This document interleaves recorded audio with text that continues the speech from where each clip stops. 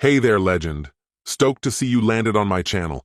If it's your first time here, hit that subscribe button like it owes you money and share this video with someone who'd love it too. Tell me in the comments, where in the world are you watching from? City, country, I want to know it all. Now buckle up, let's dive in.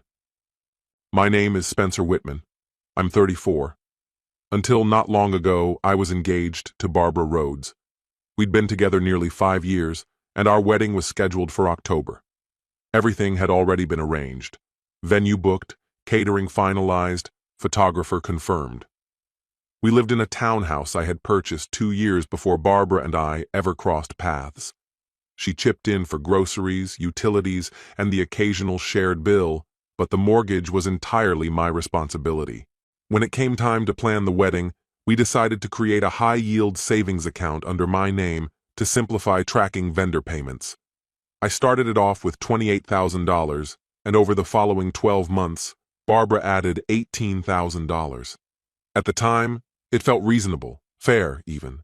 The split seemed appropriate, or at least it did then. Barbara had always surrounded herself with people who preached the virtues of freedom before commitment. Her closest friend, Maya Carter, rarely missed an opportunity to claim that marriage clipped a person's wings. I tried not to let it get to me, though I couldn't help but notice Barbara parroting some of Maya's favorite lines, things like independence before forever, or one last free season. I dismissed it as typical pre-wedding anxiety. On the surface, things between us looked steady. We had our routines, working, coming home, cooking dinner, and ironing out wedding logistics. I handled the spreadsheets and kept a tight eye on every detail and dollar. Barbara was more spontaneous, often shifting her plans based on the latest chat she'd had with someone. Still, I could sense an undercurrent of strain building. We were past the point of second-guessing. Deposits had been made, relatives were booking flights, and my parents had gone as far as getting tailored suits. The wedding wasn't a far-off idea anymore. It was happening. What I didn't grasp at the time was how crucial every contract and expense would soon become. Because when Barbara finally said she needed to talk, when she sat me down that evening, it wasn't to review the floral arrangements or finalize the guest list. Her intentions were something else entirely. It was a Thursday. I remember it clearly because I'd just reviewed the final version of the catering contract and was about to close my laptop when she walked in. Her expression was tense, as if she'd rehearsed what she was about to say. She settled on the opposite couch cushion, crossed her legs, and smoothed her skirt like she was preparing to give a speech.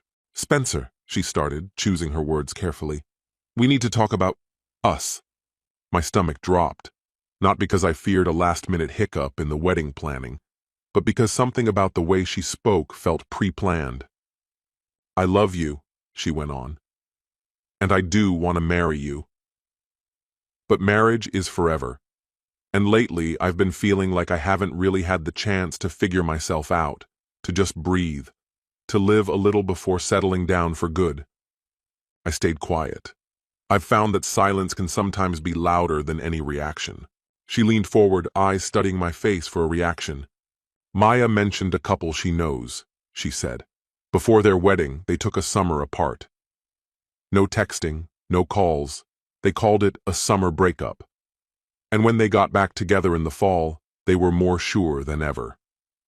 There it was. "You want to break up?" I asked, my voice steady. "Not forever," she said quickly. "Just for the summer. June through August. So we both get space to feel free for a bit. Then in September, we reconnect, ready to get married. It'll make us stronger." She waited, clearly bracing herself for anger, resistance, maybe even tears. But I remained calm. "Interesting concept," I replied evenly. Her shoulders loosened. A hopeful smile flickered across her face. "So, you're okay with it?" she asked. "I haven't decided yet," I answered. "But if we're doing this, we need rules. Boundaries. I don't want any uncertainty when September comes. It has to be written down. Clear terms." Her face lit up. The idea appealed to her. "Yes, that makes total sense. Let's spell everything out. Guidelines we both stick to." I nodded slowly. I'll get in touch with Daniel. He's a lawyer I know through a colleague. He can put together a simple contract. Just something clean and official to protect both of us. Barbara reached out and took my hand. Thank you, Spencer. I knew you'd understand. This is going to be a good thing for us. She thought I had just agreed to her plan. What I actually handed her was just enough slack to let her tighten the noose herself. The next morning, I reached out to Daniel Park, a business attorney I'd come to trust through professional dealings. Daniel was all business, efficient, no fluff, and razor sharp. After I explained Barbara's idea, he paused just long enough to process it, then said, "Send me the details. I'll draft something airtight." By Friday evening, a 5-page document landed in my inbox. It wasn't lengthy, but every sentence was crafted with intention. Not a word was wasted. I waited until Barbara got home before bringing it up. She came through the door buzzing with excitement, chatting about crashing at her brother Aiden's for the summer or maybe heading off on a girls' trip. I slid the printed contract onto the coffee table in front of her. "What's this?" she asked, flipping the cover page open. "Our agreement," I said evenly. "You asked for a summer break. This lays out the terms." She flipped through it, eyebrows raised. "Seriously? Party A and Party B? Are we in a courtroom?" "Daniel's nothing if not precise," I said. "It's better to spell things out than argue about what we thought we said." The document was clear and firm. Barbara would need to be out of the townhouse by June 3rd, taking all of her belongings. Anything left behind would be itemized and stored at her cost. Contact during the break was forbidden, except through legal counsel or in the event of a genuine family emergency. The separation would run from June 3rd through August 31st. At that point, we'd reevaluate the relationship and decide whether to continue with the wedding. As for the $18,000 Barbara had put toward wedding expenses, the agreement classified it as liquidated damages. If either of us broke the terms, that money would be used to cover non-refundable costs. But if we both followed the rules and decided to move forward, the funds would go toward the final payments. 18 grand, she said, blinking. That's everything I saved. It's not a penalty, I told her, keeping my voice even. It's protection for both of us. If someone violates the agreement, the money's already set aside to handle fallout. It's insurance, that's all. She hesitated, bit her lip, then shrugged. Whatever. Not like I'm planning to mess this up. She signed both copies on the spot. So did I. On Saturday, she packed her bags and loaded them into Aiden's car. Before leaving, she gave me a quick hug. "See you in September," she said brightly. "This'll be so good for us." I just nodded. Once her car turned the corner, I stepped back inside, reset all the smart lock codes, and tucked the signed contract away in my desk drawer. The trap was in place. Now it was just a matter of waiting. That first week felt strange. I kept glancing at the empty side of the bed, half listening for her keys to jingle in the dish by the door. But structure replaces emotion if you let discipline take over. I scrubbed the townhouse from top to bottom, shifted the furniture around, and built a spreadsheet listing all the wedding vendors, their payment deadlines, and cancellation policies. Staying organized helped mute the emotional noise. Barbara, meanwhile, wasn't exactly laying low. I didn't even have to dig for evidence. Friends saw to it that it reached me. Photos started trickling in. Barbara sipping rosé on rooftops, stretched out on boats, always glowing, always grinning. Then a new face appeared beside hers. At first, a stranger. His name? Caleb Norton. The kind of guy who practically shouted Instagram boyfriend, designer shoes, mixology skills, arm draped around Barbara at someone's lake house. None of it shocked me. Deep down, I'd always suspected the break wasn't about soul-searching. It was about someone else. I kept my reaction under control. I documented everything, screenshots, dates, a labeled folder on my laptop called June. 3 weeks in, my phone lit up. A message. "Hey you, just thinking about you. Hope you're doing okay." I stared at it in silence. The first crack. I didn't reply. An hour later, another ping. "Spencer, did you remember the florist's second deposit? It's due this week. Don't want to lose the booking." There it was, the violation. I saved both messages, bundled them into a single PDF, and forwarded them to Daniel. Subject line: breach of contract. By the next day, Daniel had fired off a formal notice. Barbara had violated the no contact clause. That meant the agreement was null and void. The wedding was off, and the $18,000 she'd put down, forfeited, redirected to clean up the mess she helped create. I reviewed the breach notice twice before finally clicking send. Then I sat back in my chair, composed and resolute. Barbara had requested a summer break. Well, now she had one. Irrevocable, and with clear consequences. She didn't waste much time after receiving it. By early Saturday morning, a series of loud, rapid knocks echoed through the house. I checked the front porch through the live camera feed on my phone. There she was, arms folded tightly, her stance rigid. Right beside her stood Caleb Norton, looking far too pleased with himself, wearing a polo shirt like he'd just come from a country club brunch. I let them stand there for 60 full seconds before I undid the lock, keeping the chain latched. "We need to talk, Spencer," Barbara said, trying to nudge the door open with her shoulder like she might push her way inside. "We really don't," I replied calmly. "All communication goes through Daniel now. You're well aware of that." Caleb stepped forward, his voice dripping with annoyance. "Cut the legal crap, man. This is over the top. It's her money. You don't get to just take it." "She wanted time apart before the wedding," I said, voice flat. "And you were the reason she asked for it. Now you're both here, on my doorstep.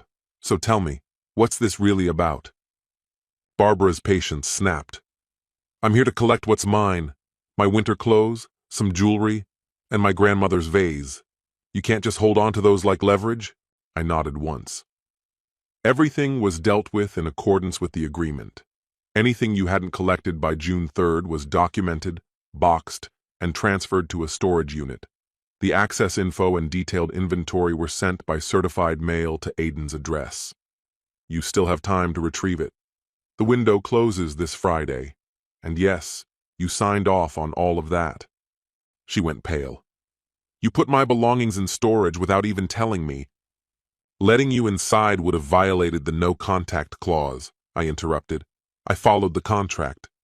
"You didn't?" Caleb scoffed. "You're seriously unhinged."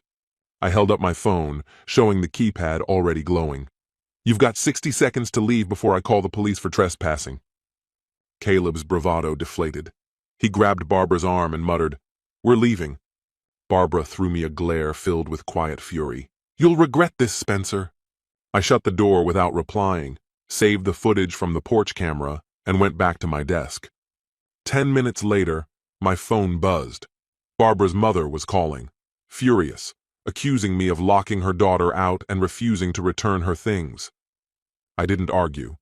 I just forwarded her the complete email packet from Daniel, the signed agreement, the itemized inventory list, and the certified mailing receipts. A couple of hours passed. Helen called back. Her tone was quieter this time. The facts had spoken for themselves. There wasn't much else to argue. Then, in late August, Barbara escalated. She filed a small claims suit, demanding the return of her $18,000 and additional compensation for emotional distress and alleged loss of property. Daniel received the documents and handed them to me without so much as blinking. "She's representing herself," he said dryly. "This'll be quick." The court date was set for a Tuesday morning. I showed up in a tailored suit, briefcase in hand, with Daniel at my side. Barbara was already at the plaintiff's table, eyes narrowing the moment she spotted us. Caleb, interestingly, was nowhere to be seen. The judge, an older woman with a stern demeanor, asked Barbara to begin. She stood, her voice slightly shaky but loud. "Your Honor, my ex-fiancé tricked me into signing a document I didn't fully understand.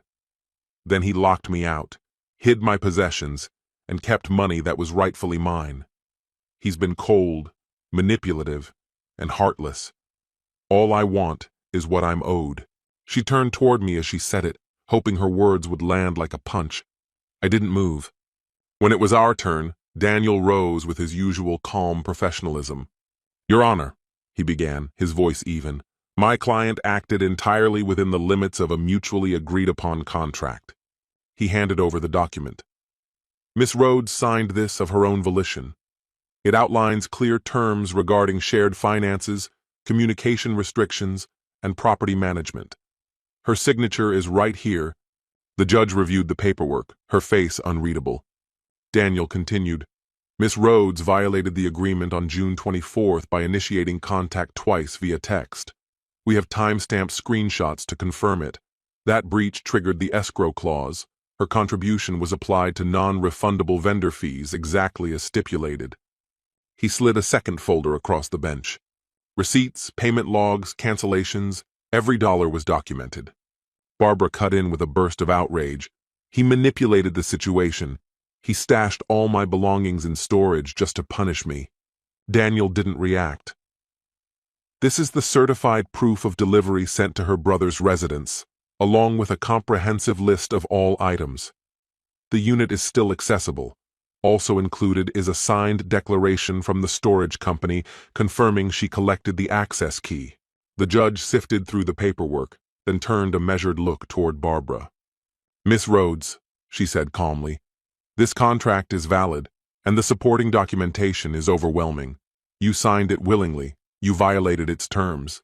He did not. There is no basis for a claim. A quiet rap of the gavel followed. Case dismissed. Barbara collapsed back into her seat, face flushed with defeat. I rose, gathered my files, and walked out without a backward glance. It was finished. Once the judgment was entered, the remaining steps moved quickly. Daniel handled the final filings, and I redirected my energy toward canceling the rest of the wedding arrangements. I didn't spend a cent more than I'd originally committed. Barbara, however, forfeited everything she'd saved for the occasion. I assumed she'd disappear after the ruling, but I was mistaken. One evening, as I approached my car, I saw her waiting in the shadows near the lot. "Spencer, wait," she called. I paused but didn't close the distance. "You're not permitted to contact me, Barbara. You know the terms." She stepped forward, eyes shimmering with tears. "Forget the terms. Forget the damn paperwork. We can fix this. We can still get married." "I screwed up." I shook my head slowly but firmly. "No, Barbara. This wasn't some accident. It was a conscious choice, and choices come with consequences." Her tone sharpened. "You're seriously going to end us over a few dumb messages?" I kept my voice level.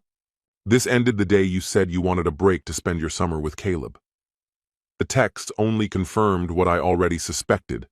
She froze, lips pressed into a tight line. There was nothing more to say. After a long moment, she turned and left. 2 days later, I got a message from an unfamiliar number. "Hope you're happy. You ruined my life." I blocked it immediately without replying.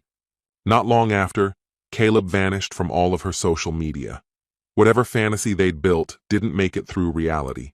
By the time September rolled around, the townhouse felt altered, calmer, cleaner.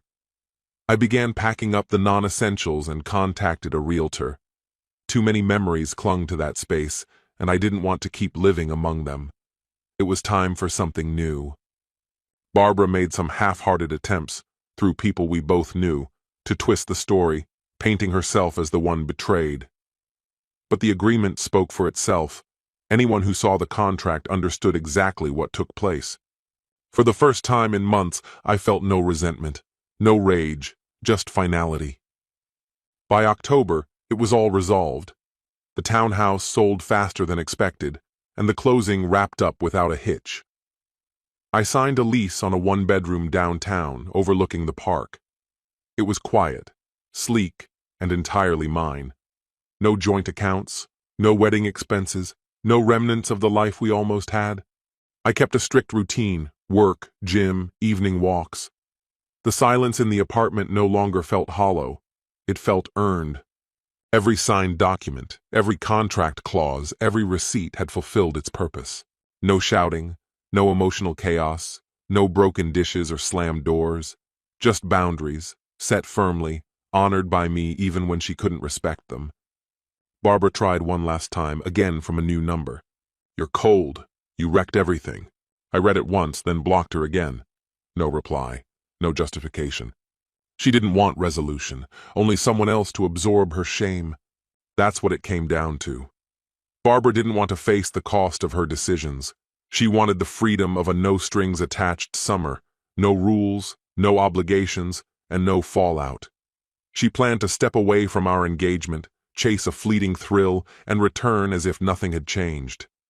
When she sat across from me months earlier and asked for a pause over the summer, she thought she was being smart, that she could suspend our relationship while testing other waters. She never expected me to say yes, or to formalize it, put it in writing, and actually hold her accountable. I didn't yell, didn't beg. I simply let the agreement stand in for me. And when she breached it, I didn't need revenge. The paperwork did everything necessary. Now the house is sold, the vendors are canceled, and the message is archived. I feel free, not because I won in court, or because I got to keep the money. I feel free because when she tried to control the narrative, I didn't let her.